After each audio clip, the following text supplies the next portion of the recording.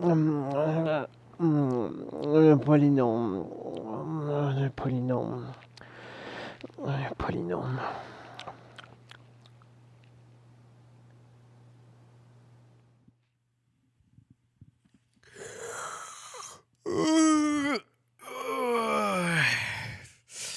Well, après avoir fait mon petit dodo d'après-midi, je suis prêt à te parler des polynômes. Des polynômes, qu'est-ce que c'est ça, un polynôme?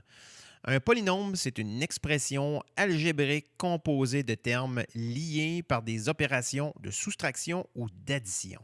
Concrètement, qu'est-ce que ça veut dire? Je vais te donner des exemples. Alors, premièrement, je pourrais te donner 5, je pourrais te donner moins 3AB, 7x, y sur 2. Donc, tout ça, c'est des polynômes. Il y a un seul terme là-dedans parce qu'on te dit que un polynôme, c'est lié par des opérations de soustraction ou d'addition. Dans ces exemples-là que je viens de te donner, il n'y en a pas. Il y a un seul terme. Donc, c'est un monôme parce qu'il y a un seul terme. Voici des exemples où il y a deux termes. J'ai moins 5 plus x, 3x2 moins 2, 7xy plus z au carré. Alors, dans ces exemples-là, tu vois qu'il y a un signe d'addition ou un signe de soustraction. Il y a donc deux termes. Ils sont séparés par une addition et une soustraction. Deux termes. Donc, on appelle ça un binôme ou tu peux aussi appeler ça un polynôme. Ça ne fait pas vraiment de différence. Binôme, c'est juste plus précis. Voici d'autres exemples. 1 moins x plus y. A plus B plus C. 2x carré moins 3x plus 5. Alors, dans ces cas-là, tu vois qu'il y a deux signes d'addition ou de soustraction. Il y a donc trois termes. Donc, dans ce cas-là, c'est ce qu'on appelle un trinôme. Ou encore, tu peux appeler ça un polynôme. Un trinôme, c'est juste plus précis. Alors maintenant, on va nommer des polynômes selon le nombre de termes. Alors, je te donne l'exemple de 4xy plus 3. Alors, tu vois que dans ce cas-ci, il y a un signe d'addition. Donc, de chaque côté, on a un terme. Au total, il y a deux termes. Ce qu'on a là, c'est donc un binôme, parce qu'il y a deux termes. Voici un autre exemple. 7a carré moins 2b plus b2 ou b carré. Alors, dans cet exemple-là, il y a un signe de soustraction, un signe d'addition. Ça veut dire qu'il y a donc trois termes. S'il y a trois termes, on a donc un trinôme, ou tu peux aussi appeler ça un polynôme. Un autre exemple, 5x carré plus y carré plus z carré moins x moins 6. Du stock là-dedans. Je regarde, on a quatre signes d'addition ou de soustraction. Donc, ça veut dire qu'on a 1, 2, 3, 4, 5 termes. Il n'y a pas vraiment de nom pour 5 termes, autre que polynôme. Alors, dans ce cas-ci, on a un polynôme. Prochain exemple, 13. Alors, lui, il n'y a aucun signe d'addition, aucun signe de soustraction. On a un seul terme. C'est donc un monôme. Maintenant, on peut aussi te demander de déterminer le nombre de termes et le degré d'un polynôme. Alors, le nombre de termes, on vient de le faire.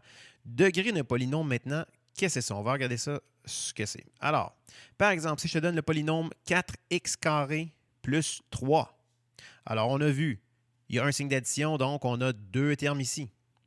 Pour trouver le degré maintenant, je vais regarder les variables. Alors, dans ce cas-ci, on a une seule variable, x, et je vais regarder sa puissance. Et sa puissance est 2.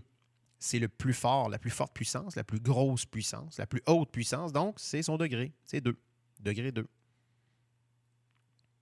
Prochain exemple.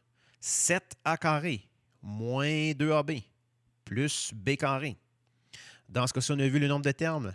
Il y en a 3. C'est donc un trinôme. Pour ce qui est des degrés, je vais regarder les puissances des variables. Alors, la première variable, a carré, c'est une puissance 2. Le deuxième terme, les variables sont a et b, donc il n'y a pas de puissance. Alors, dans le cas où il n'y a pas de puissance, on l'a vu dans notre module sur les puissances, la puissance est 1. Donc, la puissance de a est 1, la puissance de b est 1. 1 plus 1, ça fait 2. Alors, le deuxième terme, son degré est aussi 2, et le troisième terme aussi, c'est b carré. Donc, les trois termes, leur degré est 2. Le plus fort degré, c'est 2. Prochain exemple, 5x plus z moins 6. On a vu qu'il y a trois termes, c'est donc un trinôme. Les degrés, on va regarder ce qui se passe ici. Les variables, alors on a deux variables qui n'ont pas de puissance. Alors comme on a vu, quand il n'y a pas de puissance, on peut dire que c'est à puissance 1. En tous les deux, on a la puissance 1. Le plus haut degré, c'est 1. La plus haute puissance, c'est 1. Donc le degré ici est 1. Prochain exemple, 7. Ben, il y a seulement un terme, c'est un monôme. Et dans ce cas-ci, il n'y a pas de variable. C'est juste 7, il n'y a pas de variable. Donc, quand il n'y a pas de variable, le degré est 0. Prochain exemple. 2xyz plus 3. Deux termes, c'est un binôme. Maintenant, pour les degrés, je vais regarder les variables. On a x, y, z. Chacun, techniquement, n'ont pas de puissance, mais on sait que quand il n'y a pas de puissance, c'est 1. Chacun des variables x, y et z sont à la puissance 1. Je les additionne 1 plus 1 plus 1. Ça fait 3. Donc, le degré de ce polynôme est 3. Prochain exemple. 3a carré plus 2abc plus b carré. Dans ce cas-ci, il y a trois termes. C'est un trinôme. Maintenant, je vais regarder le degré. Il faut que je trouve la puissance la plus forte. Je regarde les variables. Premier terme, a carré. Donc, ça, c'est puissance 2. Deuxième terme, A, B et C, chacun sont à la puissance 1. 1 plus 1 plus 1, ça fait 3. Et le dernier terme, B carré, puissance 2. Le plus haut degré de puissance est 3. Donc, ce polynôme est de degré 3. Prochain exemple, 2x carré plus 3xyz. Oh, petite erreur ici. Moins plus 7p4, moins 9. Alors ici, j'ai vu que, bon, je fais fi de ma petite erreur, mais dans ce cas-ci, il y a 4 termes. C'est donc un polynôme. Je vais regarder les degrés, je regarde les variables. On a des variables ici. Premier terme, puissance 2. Deuxième terme, c'est x, y, z. Chacun a la puissance 1, donc puissance 3, degré 3 au total ici. Et le troisième terme est à la puissance 4. La plus haute puissance est 4, donc ce polynôme est de degré 4. Dernier exemple, 2abcd plus 4x3. On a ici deux termes. C'est un binôme. Et le degré, je vais regarder le degré le plus fort. Alors, le premier terme, c'est A, B, C, D. Chacune de ces variables est à la puissance 1. 1 plus 1 plus 1 plus 1, ça fait 4. Le deuxième terme, puissance 3. Donc, la plus haute puissance est 4. Ce polynôme est donc de degré 4. Alors, à quoi ça va nous être utile de trouver le degré des polynômes? Ça va être quand on va devoir les modéliser, les additionner, les soustraire et les opérer ensemble. Modéliser, on va te demander de faire ça dans les exercices. Modéliser, ça veut dire dessiner. Donc, tu pourras soit dessiner ou tu pourras utiliser du matériel et prendre des photos ou encore me montrer ton travail. C'est ce que ça veut dire modéliser. Donc, il faut savoir ce qu'on doit dessiner. Alors, un terme constant positif, qu'est-ce que c'est? C'est par exemple plus 1. Donc, pour représenter un terme constant positif, on va utiliser un petit carré bleu qui veut dire 1 ou plus 1. Une variable positive, ça va être un x ou un z ou un p ou un b ou peu importe la variable. On va utiliser la réglette. Donc, positive, elle va être bleue. Donc, ça va être un x ou un p ou un w ou peu importe la variable qu'on va utiliser. Des fois, on va aussi te demander d'utiliser une variable positive carrée. Donc, on va utiliser la grande plaquette. Et ça va être un x carré ou un p carré ou un b carré ou peu importe la variable que tu auras choisie au carré. Maintenant, pour les négatifs, ça va être la même chose, mais cette fois-ci, on va prendre les rouges. Donc, un terme constant négatif, petit carré rouge, ça représente moins 1. Ta variable négative, ton moins x, sera la réglette rouge. Et si tu dois représenter une variable négative au carré, par exemple moins x carré, tu vas utiliser la grande plaquette. Moins x carré. Donc maintenant, on est prêt à modéliser des polynômes. Je te demande de modéliser 3x plus 2. On va d'abord modéliser 3x. 3x, on a vu, c'est 3 réglettes comme ça ici. 1, 2, 3, 3x. Maintenant, je vais illustrer plus 2. Donc, c'est positif, donc ça va être bleu. Et je vais utiliser des petits carrés. Alors, voici, je viens de modéliser 3x plus 2. Si je te demande de modéliser moins x carré, moins 2. On va commencer par moins x carré, c'est un négatif, moins. Donc, je vais prendre du rouge. Un x carré, on a vu que c'était une grande plaquette. Donc, voici mon moins x carré. Et je vais aussi utiliser du rouge pour modéliser mon moins 2, terme constant. Donc, je vais prendre deux petits carrés comme ça. Alors, voici, je viens de modéliser moins x carré, moins 2. Maintenant, on va te demander de peut-être modéliser des trinômes comme 2x carré plus 3 moins x carré. Je commence par 2x carré, c'est un positif, donc il va être en bleu. Deux grosses plaquettes, des carrés, x carré, en voici 2. Ensuite, plus 3, positif. 3 petits carrés, plus 3. Et j'ai un moins x, donc ça c'est un négatif, il va être rouge. X, c'est une variable, donc ça va être une réglette. Alors voici 2x carré, plus 3, moins x modélisé.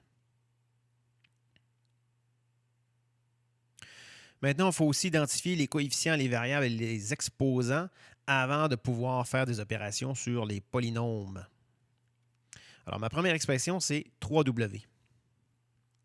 Le coefficient. Qu'est-ce que c'est le coefficient? Bien, le coefficient, c'est le chiffre qui va multiplier la variable, le chiffre devant la variable. Dans ce cas-ci, dans l'expression 3W, on peut dire que c'est comme 3 paquets de quelque chose que je ne sais pas c'est quoi, une valeur que je ne connais pas, qui est remplacée par une variable ici.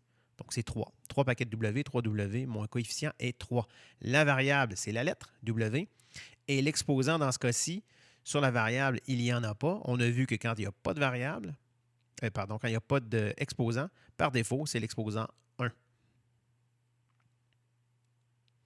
Prochaine expression, A carré. Coefficient, c'est le chiffre devant la variable. Dans ce cas-ci, il n'y en a pas. Mais s'il n'y en a pas, c'est qu'il y a juste une seule variable. Donc, il y a un seul A carré. Donc, le coefficient est 1. Il y en a seulement 1. La variable, c'est la lettre, c'est A. Et l'exposant, c'est 2. Prochaine expression, moins 4xy. Le coefficient, c'est le chiffre devant la ou les variables. Alors, dans ce cas-ci, c'est moins 4. Les variables, il y en a deux, c'est x et y. Et les exposants, bien, les deux variables n'ont pas d'exposant. Donc, par défaut, on a su que quand il n'y a pas de variable, c'est l'exposant 1. Donc, dans ces cas-ci, chacune des variables a l'exposant 1. X a l'exposant 1 et y a aussi l'exposant 1. Prochaine expression, moins g. Coefficient, le chiffre devant la variable. Bien, il n'y en a pas, mais quand il n'y en a pas, on a vu que c'était 1. Dans ce cas-ci, c'est négatif, donc le coefficient est moins 1. Il y a moins 1g. La variable, c'est g. Et l'exposant, ben, il n'y a pas d'exposant. Alors, quand il n'y a pas d'exposant, par défaut, c'est 1.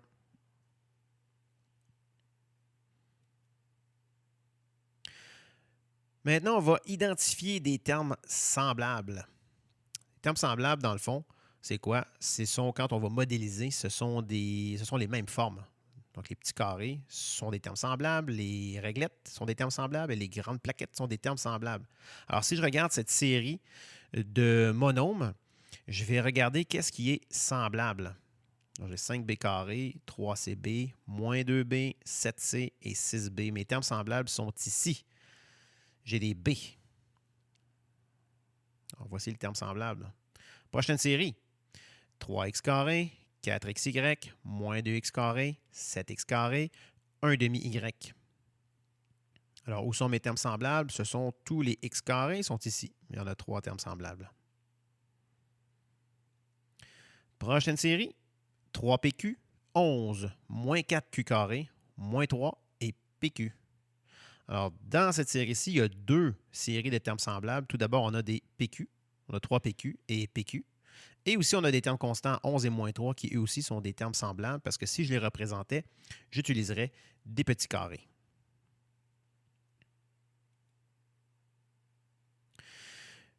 Maintenant, quand je vais modéliser, à quoi ça va ressembler? Bien, ça va ressembler à ça ici. J'ai 4x, moins 2x, plus 3, moins 6.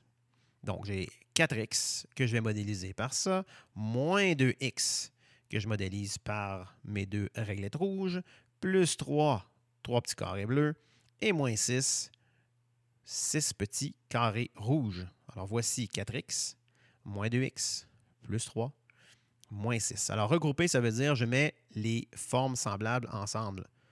Les couleurs m'importent peu. Mais en fait, ils m'importent parce que tu vas voir ce qui va arriver. Mais quand je regroupe en termes semblables, je mets les mêmes formes ensemble.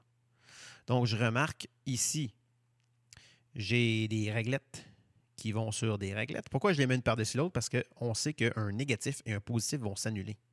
Si tu fais un pas par en avant et un pas par en arrière, tu es revenu à 0. Donc, ça ici, ça s'annule. Même chose ici. Je mets les mêmes formes ensemble. 3 positifs, 3 négatifs.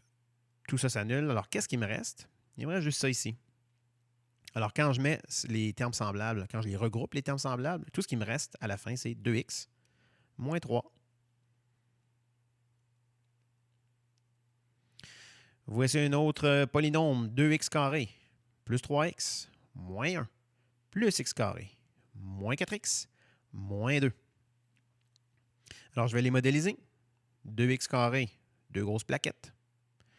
Plus 3x, positif, c'est bleu, 3 réglettes. Moins 1, c'est négatif, donc ça va être rouge, un petit carré. Plus x carré, positif, c'est un carré, grosse plaquette. Moins 4x, négatif, donc rouge, ce sont mes réglettes. Et moins 2, négatif, c'est rouge, deux petits carrés rouges. Maintenant, si je regroupe les termes semblables, ça veut dire que je mets les formes semblables ensemble. Donc, les carrés avec les carrés, les x avec les x, ceux-là vont s'annuler, 3 positifs, 3 négatifs, bye-bye. Et voici ce qui me reste. Il n'y a plus rien qui s'annule.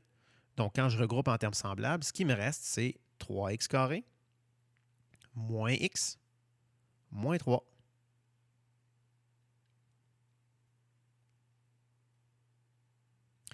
J'ai maintenant 4 moins x carré plus 2x moins 5 plus 3x carré moins 2x. Si je regroupe les termes semblables ensemble, qu'est-ce que ça va me donner? Alors, tout d'abord, j'ai 4 positifs. Les voici. J'ai un x carré négatif, donc il va être rouge, grosse plaquette. J'ai 2x positif, donc bleu, les voici. J'ai négatif 5, 5 petits carrés rouges, les voici. J'ai 3 plaquettes, 3x carré, donc 3 grosses plaquettes bleues. Et négatif, moins 2x, ça va être rouge, 2 réglettes rouges. Alors, voici mon expression. Maintenant, je vais regrouper les termes semblables ensemble. Alors, j'ai des termes constants avec des termes constants. 4 positifs, 4 négatifs, ça s'annule. Bye-bye. J'ai ici un x carré positif et un x carré négatif. Les deux ensemble, ça s'annule. Bye-bye. Et j'ai ici 2x négatif avec 2x positif qui s'annule. Bye-bye. Donc, quand je mets tout ça ensemble, quand je regroupe les termes semblables, tout ce qui me reste, c'est 2x carré moins 1.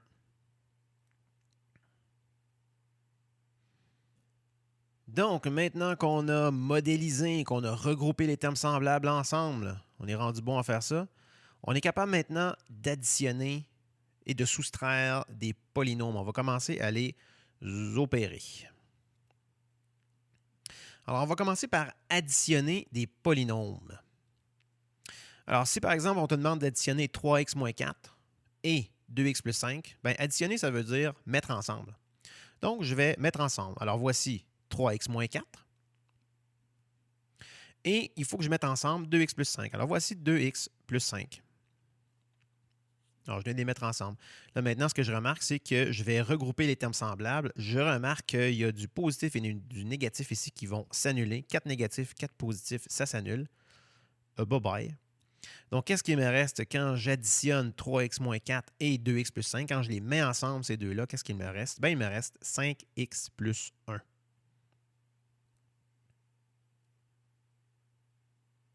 Maintenant, on va se parler de soustraction. L'addition, c'est assez simple, on met ensemble. Soustraction, il y a deux méthodes de soustraire des polynômes. La première méthode, c'est la soustraction normale. Donc, par exemple, si on te demande de soustraire 2x plus 3 de 3x moins 4, ça veut dire que tu commences avec 3x moins 4 et tu vas enlever 2x plus 3. Donc, je commence avec 3x moins 4. Voici 3x moins 4. Et là, je dois enlever 2x plus 3. Donc, je vais enlever 2x plus 3. Je vais commencer par enlever 2x. Est-ce que je peux enlever 2x de mon 3x moins 4? Oui. Bye-bye. Maintenant, je dois aussi enlever 3 bleus, parce qu'on me demande d'enlever aussi 3 bleus. Donc, moins positif 3. Est-ce que je peux enlever 3 bleus? Nope.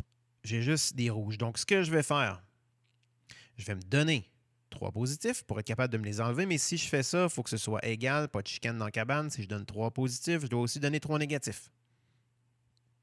Alors maintenant, est-ce que je suis capable d'enlever mes 3 positifs? Oui. Bye-bye. Donc maintenant, qu'est-ce qu'il me reste? Quand je fais 3x moins 4 et que j'enlève 2x plus 3, il me reste x et négatif 7, donc x moins 7. Ça, c'est la première façon de soustraire des polynômes. Elle peut être parfois très simple, elle peut être parfois très compliquée. Donc, c'est pour ça que je vais te montrer une deuxième méthode de soustraire des polynômes. Et au lieu de soustraire le polynôme, on va additionner l'opposé. Alors, quand on parle d'opposé, qu'est-ce qu'on veut dire? Alors, ce serait quoi l'opposé de 3x? Bien, ça, c'est 3x. Ce que je veux savoir par l'opposé de 3x, c'est qu'est-ce que je peux lui donner pour qu'il revienne à 0? Bien, je vais lui donner moins 3x. Parce que si j'ai 3x et moins 3x, qu'est-ce que ça me fait? Plus rien. Donc, l'opposé de 3x est moins 3x. Quel serait l'opposé de moins 2? Alors, moins 2, c'est ça ici. Qu'est-ce que je peux donner à moins 2 pour le ramener à 0? Bien, je peux lui donner plus 2. Parce que moins 2 plus 2, ça me donne 0. Donc, l'opposé de moins 2 est 2.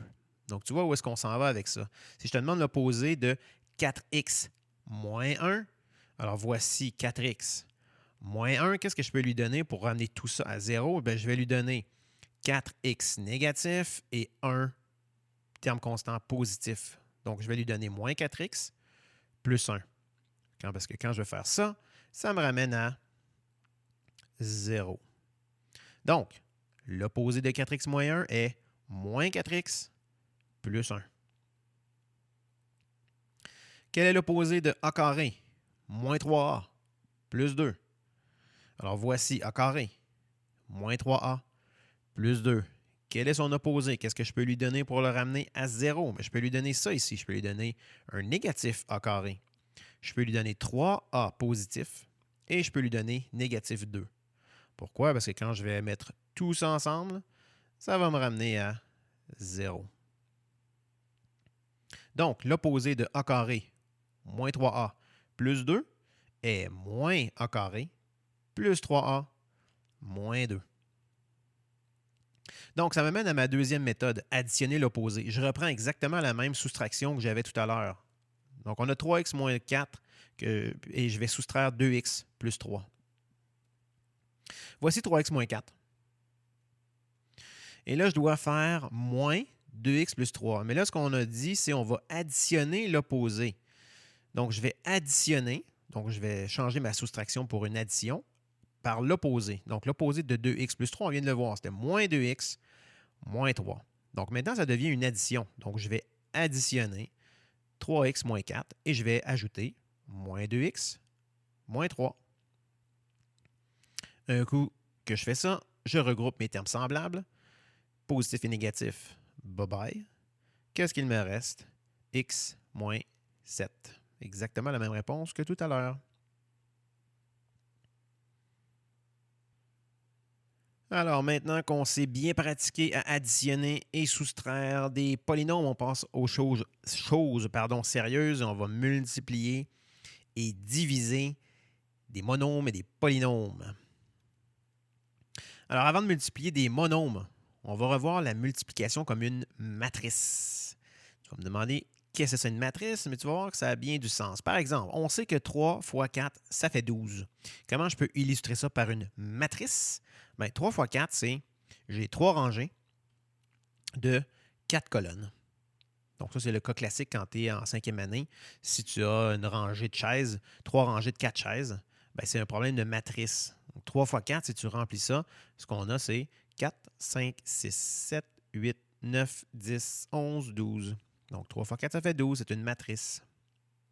Donc, on va utiliser des matrices pour multiplier des monômes et des polynômes. Ça va nous faciliter la tâche. Donc, première multiplication, 5x multiplié par 2x. Je vais utiliser la matrice. Je vais placer 5x en colonne et je vais placer 2x en rangée. Que tu places un ou l'autre d'une façon ou de l'autre, si tu faisais 2x fois 5x, ça ne change absolument rien parce que 3 fois 4, ça fait 12. 4 fois 3, ça fait 12. Tu peux les interchanger. Ça ne fait aucune différence. Maintenant, je vais remplir l'espace entre les deux. Alors maintenant, pour remplir cet espace-là, je ne peux pas mettre n'importe quoi. Ce que je dois placer, c'est ça ici. Je dois placer des carrés. Donc, si tu fais 5x fois 2x, qu'est-ce qu'on a? C'est 10x carré. Alors, j'ai utilisé la matrice. J'ai modélisé la multiplication. Tu pourrais aussi multiplier ces monômes-là de façon algébrique. Alors, tu sais que 5 fois 2, ça fait 10. Et tu sais aussi que si tu multiplies x par x, bien, ça donne x au carré. Alors, 10x carré. Maintenant, qu'est-ce qui arrive? C'est que tu multiplies 3x fois 2y. La difficulté ici, c'est qu'on a deux variables qui sont différentes. Ça veut dire que x représente une valeur, y représente une autre valeur. Le problème, c'est qu'on ne les connaît pas. Donc ici, c'est comme si on a des patates et des oranges. On ne peut pas les mélanger. Donc, ce qu'on va faire, 3 fois 2, ben, tu sais que ça fait 6. Des x et des y, ben, ça ne se mélange pas, on ne sait pas ce que c'est, donc ça va donner des xy. Alors, 3x fois 2y donne 6xy. Aussi simple que ça. Maintenant, on va appliquer la multiplication des monômes. Ce qu'on vient d'apprendre, mettons qu'on fait ça en situation de résolution de problème. Par exemple, quelle est l'aire de ce rectangle? Voici mon rectangle. Alors, il mesure 4,3x de large par 2x de haut. Donc, c'est ton problème typique d'aire de rectangle que tu as vu au primaire. C'est juste appliqué avec des monômes. Donc, il y a une valeur x qu'on ne connaît pas. Alors, je connais l'aire de mon rectangle. Je sais que l'aire du rectangle, c'est longueur fois largeur. Ça n'a pas changé. Je vais appliquer cette formule-là. Donc, ma longueur, c'est 4,3x. Ma largeur est 2x. Donc, 4,3x fois 2x. Ben, je sais que 4,3 fois 2 donne 8,6. Et x fois x donne x carré. Donc, 8,6 x carré. L'aire de ce rectangle est donc 8,6 x carré. Je suis conscient que cette réponse-là fait à peu près aucun sens, mais c'est un peu ça. Les polynômes, les monômes, ça nous sert à faire travailler nos méninges pour appliquer une résolution de problème qui est très abstraite. Donc, si tu connais les formules et tu sais comment multiplier des monômes, tu l'appliques et tu y vas comme ça. On va maintenant voir la division des monômes. On va faire la même chose que la multiplication tout à l'heure. On va revoir la division comme une matrice. On sait que 6 divisé par 3, ça fait 2. Mais comment on peut illustrer ça sous forme de matrice? Alors, j'ai 6, 1, 2, 3, 4, 5, 6. J'ai 6 tuiles ou 6 bananes ou 6 carrés ou 6 peu importe que je dois diviser également en 3. Donc, je vais placer mes 3 rangées. Et ce que je dois faire, c'est aller séparer, placer également, équitablement, chacune de mes tuiles également vers les rangées. Et je vais regarder, ça me donne combien de colonnes? Ça me donne combien de colonnes? 1, 2. Donc 6 divisé par 3, ça fait 2. On va utiliser le même concept pour diviser des monômes. Alors, par exemple, j'ai moins 10x carré divisé par 2x. Donc, je vais commencer par mon moins 10x carré. Je vais sortir mes tuiles. Alors, j'ai des x carrés négatifs. J'en ai 10. Alors, voici mes moins 10x carré. Et on me demande de les placer en rangée de 2x. Alors, je vais placer mes rangées de 2x. Donc, c'est positif. Ce n'est pas des x carrés, c'est des x. Donc, j'utilise les réglettes. Et je vais aligner équitablement chacune de mes tuiles en 2 rangées. Et là, ce que je veux savoir, c'est qu'est-ce qui va aller ici en haut. Donc, j'ai un négatif qui est divisé par un positif, négatif et positif. Mes 2 signes sont différents. Donc, quand mes signes sont différents, je sais que la réponse va être négative. Donc, ce que j'ai en haut, c'est 5x négatif. Donc, la réponse de ça ici, c'est donc moins 5x.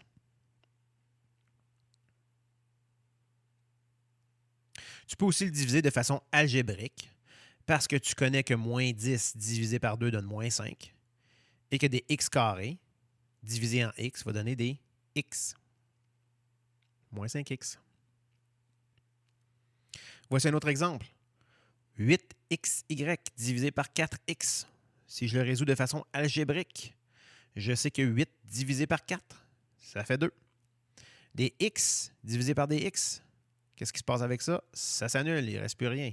Tout ce qui me reste, ce sont des y. Donc la réponse en haut est 2y.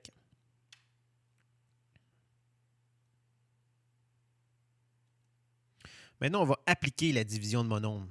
Ça ressemble à quoi en situation de résolution de problème? L'aire d'un triangle est donnée par l'expression 18x carré. Ça, c'est l'aire de mon triangle. Sa base est représentée par 4x. Quelle est la hauteur du triangle? Ce problème-là ne me dit absolument rien, mais heureusement, je vais le dessiner. Ah, l'aire d'un triangle, 18x carré.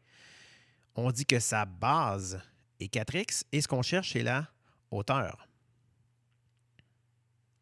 Alors, par chance, je me rappelle de la formule pour trouver l'aire d'un triangle. Puis si je ne m'en rappelle plus, ce n'est pas la fin du monde. Je vais le chercher, je vais le demander.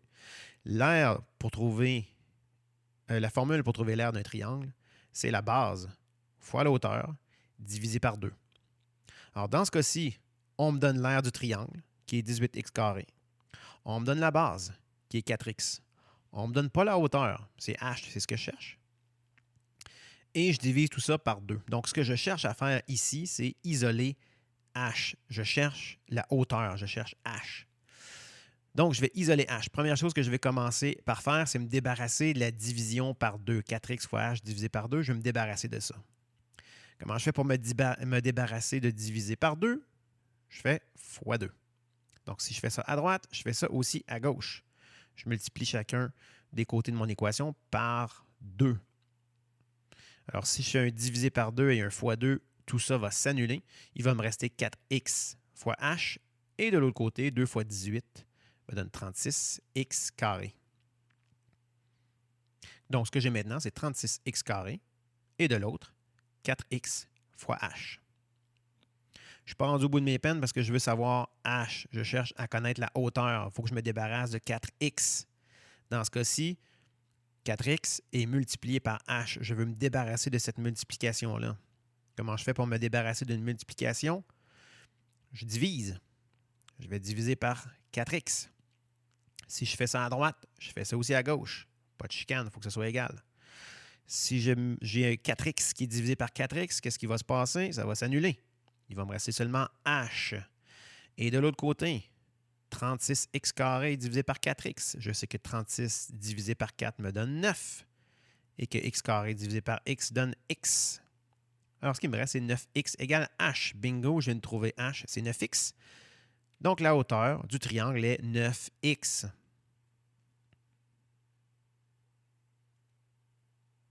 Maintenant, on va appliquer la même chose, mais pour les polynômes. Ce n'est pas tellement plus compliqué, c'est juste une étape de plus. Alors, la multiplication d'un binôme, 2 termes, par un monôme, un seul terme. Alors, avant de multiplier un binôme par un monôme, on va revoir la distributivité de la multiplication. Par exemple, on sait tous que 2 fois 32, ça donne 64. C'est quoi la distributivité? Bien, 2 fois 32, c'est d'abord 2 fois 30. Et c'est aussi 2 fois 2. Donc, 2 fois 30, c'est 60. 2 fois 2, c'est 4. Tout ça ensemble me donne 64. Donc, 2 fois 32 égale 64. C'est la distributivité et c'est ça qu'on veut utiliser pour multiplier nos binômes. Alors maintenant, je peux multiplier un polynôme par un monôme. Le premier exemple que j'ai, c'est 2x multiplié par 3x plus 4. Alors 2x, c'est ça ici. Mon 3x plus 4, bien, tout d'abord, j'ai 3x. Et j'ai aussi positif 4, ici comme ça. Et là, je dois remplir l'espace au centre d'une matrice. Donc, je vais commencer par mon 2x fois 3x. Alors, pour remplir mon 2x fois 3x, voici. Donc, je sais que 2 fois 3, ça fait 6. Des x fois des x me donne des x carrés. Donc, je viens de faire un premier bout de la multiplication. Ça me donne 6x carré. Maintenant, je dois aller remplir la dernière partie, qui est 2x 4 fois. Alors, si je vais remplir 2x 4 fois, ça va me donner ça ici. 1, 2, 3, 4, 5, 6, 7, 8, 8x. Donc, le résultat, le produit de cette multiplication est 6x carré plus 8x. Je peux le faire de façon algébrique aussi. Alors, 2x multiplié par 3x plus 4. Je vais commencer par 2x multiplié par 3x. Je sais que ça donne 6x carré. Je vais ensuite m'occuper de 2x fois 4. Va me donner 8x.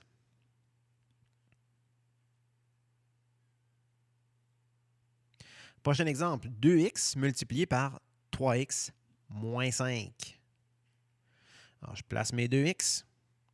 Je vais ensuite placer 3x et négatif 5 ici. Donc, on n'oublie pas négatif en rouge. Je vais commencer par 2x fois 3x. Je remplis ça ici, me donne 6x carré. Et je vais ensuite remplir ce qu'il me reste au bout. 2x multiplié par moins 5. Alors, j'ai un négatif et un positif. Deux signes différents, ça me donne négatif. Que je remplis comme ça ici. 1, 2, 3, 4, 5, 6, 7, 8, 9, 10. 10x négatif. Donc, la réponse qu'on a ici est 6x carré moins 10x. De façon algébrique, ça ressemble à quoi? Ben, j'ai 2x fois 3x moins 5. Je commence par m'occuper de 2x fois 3x. Je sais que 2 fois 3, ça donne 6. X fois x me donne 6x carré. Je vais ensuite m'occuper de 2x fois moins 5. Je sais que moins 5 fois 2 me donne moins 10. Donc, moins 10x. Maintenant, on va appliquer la multiplication de polynômes par un monôme en situation de résolution de problème. Par exemple, un gymnase mesure 5x moins 3 de largeur par 4x de longueur. On veut connaître le polynôme qui représente l'aire du plancher. Alors, un gymnase, c'est un rectangle. On veut l'aire d'un rectangle. Je ne suis pas sûr de comprendre ce qui se passe, mais je vais le dessiner. Voici mon gymnase. Ouh, le beau gymnase. Il mesure 5x moins 3 de large par 4x de long. Alors, voici mes mesures. 5x moins 3 par 4x. On veut l'aire du plancher. L'aire d'un rectangle, je me rappelle de la formule. L'aire d'un rectangle, c'est longueur fois largeur. Alors, dans ce cas-ci, on me donne la longueur, 5x moins 3. On me donne la largeur, 4x. Ce que je dois faire, c'est multiplier ces deux-là ensemble pour trouver l'aire du rectangle. Donc, je sais que 5x multiplié par 4x, 5 fois 4, ça me donne 20. X fois x me donne x carré. Donc, je sais que j'ai ici 20x carré. Je vais maintenant m'occuper de moins 3 fois 4x. Moins 3 fois 4 me donne moins 12. Moins 12x. Donc, j'ai trouvé l'aire du plancher. Le polynôme 20x carré moins 12x représente l'aire du plancher. On va maintenant diviser des polynômes. On va diviser un polynôme par un monôme. Alors, par exemple, 6x carré moins 8x divisé par 2x. Pardon. Je vais d'abord commencer par représenter, modéliser mon 6x carré. Voici 1, 2, 3, 4, 5, 6x carré. Et j'ai aussi besoin de moins 8x. Alors voici 1, 2, 3, 4, 5, 6, 7, 8x négatif. Je dois placer tout ça en rangée de 2x. Alors voici mes rangées de 2x. Donc je vais aligner toutes ces choses-là de façon impeccable, très agréable et égale. Voici ce que ça donne. Et là, ce que je veux savoir, c'est qu'est-ce qui va en haut.